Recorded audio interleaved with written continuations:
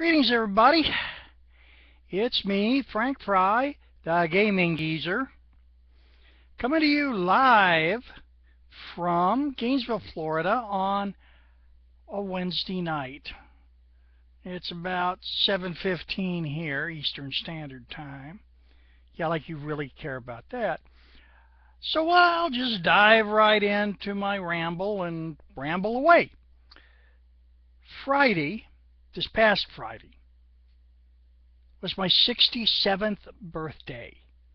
Wow.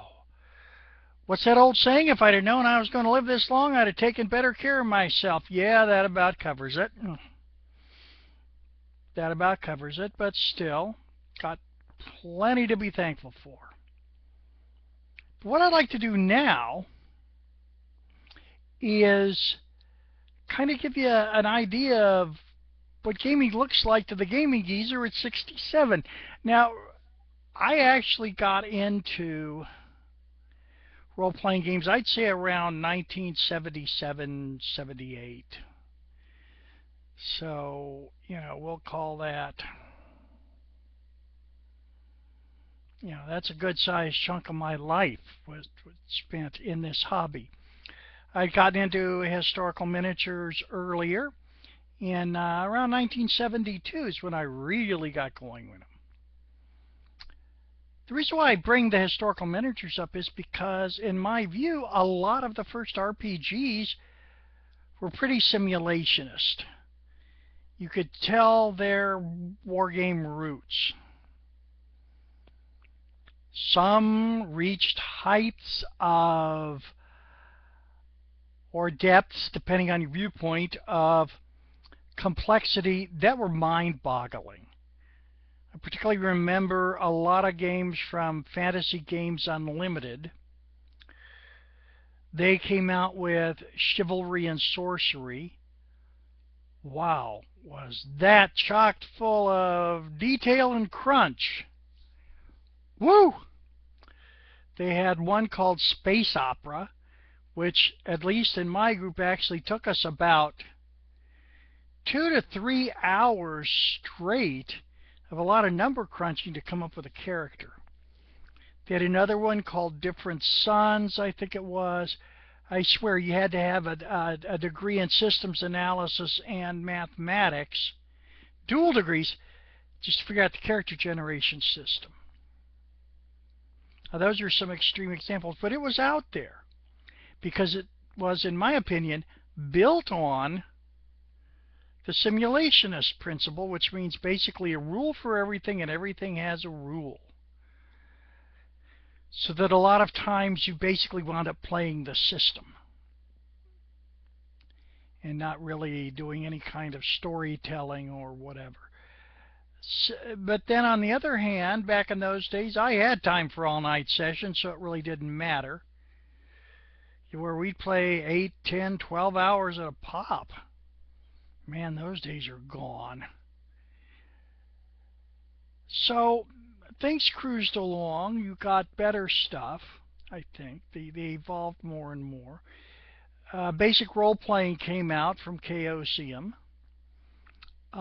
which was actually based on RuneQuest, which could get really crunchy. And then from basic role-playing came, of course, one of my all-time favorites, Call of Cthulhu, which was a relatively easy game to run compared to some of these monsters.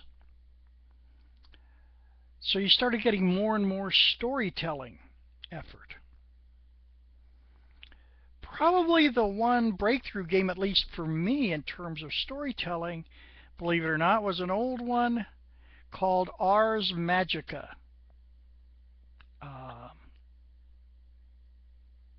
I don't remember who put that out first, but I know it's been around. It's up to its 5th edition now, or was for a while. And that really did emphasize storytelling, and it was the whole idea of the troupe style of play. What is meant by that is that the main characters are wizards, magicians, if you will. And they're usually the focus of one particular adventure, with everybody else tagging along as various consorts and accompanying, second bananas. Well, what this did is this rotated the wizard roll around between the players, so everybody is shot at playing the wizard. I thought this was pretty good. Character generation, again, loaded with choices, but it was not that difficult. But you did have to have a pretty good idea of what kind of character you were going for, which is fine in my book. And the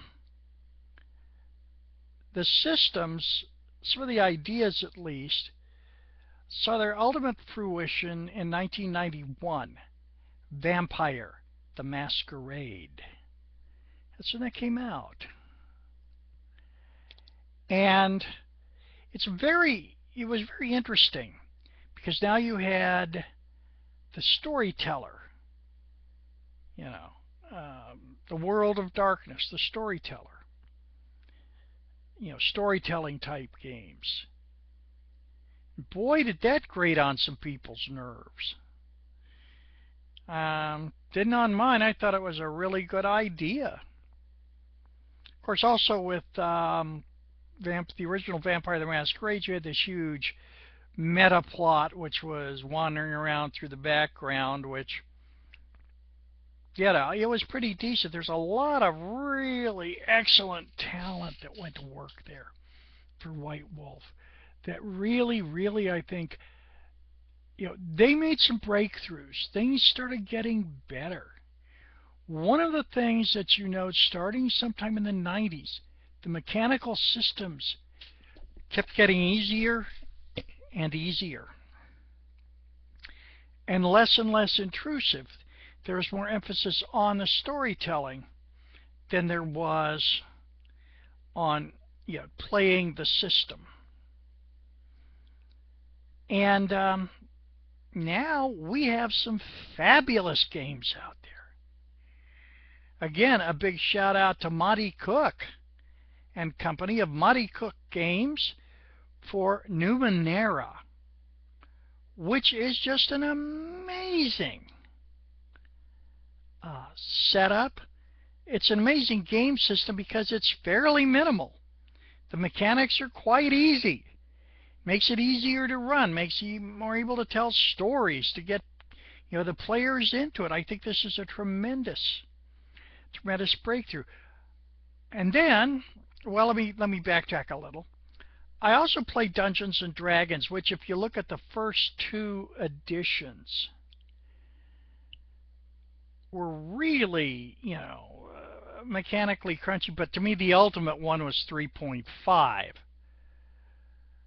I mean, that, again, was one where it's like, ye gods. Do I need a degree in systems analysis for this? Seemed like it. Anyway, although I did have all the books, and the funny thing is, the D20 system's not a bad system. Not exactly my favorite, but it worked. Kind of clunky. Although ironically, my favorite version of Star Wars is actually the old D20 Star Wars, almost like first edition Star Wars. And I don't know why. It just clicked with me, and I clicked with it.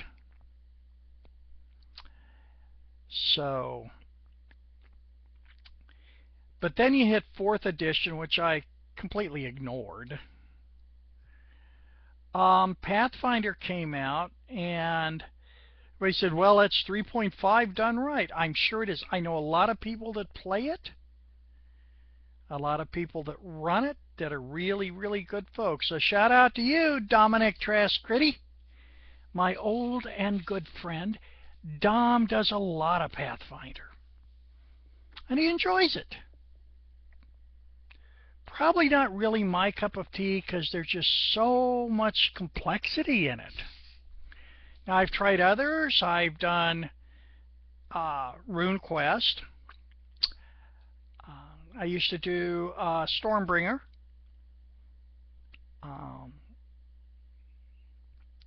And these are all just basically the BRP system from Chaosium. But D&D really didn't hook me Now I've got 5th edition. I've got all 3 books. I like it. Pretty interesting. It's still a lot of, to me, complexity and things, but that's D&D. That's what D&D has been about. What I also like, too, that I see more and more of is the indie publishing. I mean, after all, D&D comes out straight out of Hasbro.